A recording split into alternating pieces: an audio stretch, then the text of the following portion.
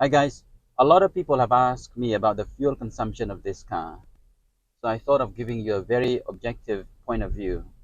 Um, I just got back from a long trip today.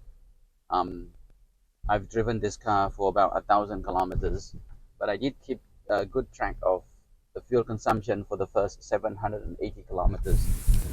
So what I did was that at the beginning of the trip, I pumped the petrol to the fullest, and also I kept record of the kilometer before the journey started, and I drove the car all the way to Cebu, and then I pumped the petrol again to the fullest, and I drove around the city for a few days. Then I came back to Kuching, but on the way back to Kuching I stopped somewhere in Syrian and pumped the petrol to the fullest again. Then I checked the kilometers. So far I had traveled about 780 kilometers, and I had used about 74 liters of petrol. After doing the calculations, it averages to about 10.5 kilometers per liter.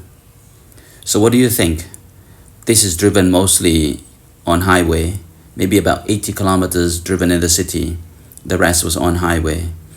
Well, it does consume quite a bit of petrol comparing to other cars. To put that in perspective, if this were a Toyota Wish, it would have been about 15 kilometers or more per liter. So this Outlander does consume quite a bit of petrol comparing to other cars, even though it comes with a CVT transmission, but the car is big, boxy and heavy.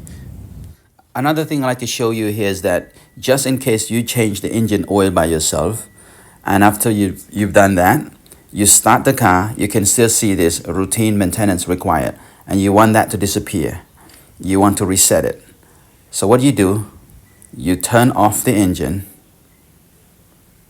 and after that, on the right side of the steering wheel, you see a button here. Now, what you do here is that you press and hold that button. You see that blinking, and then you let go, and then you press again, you clear, and it's gone.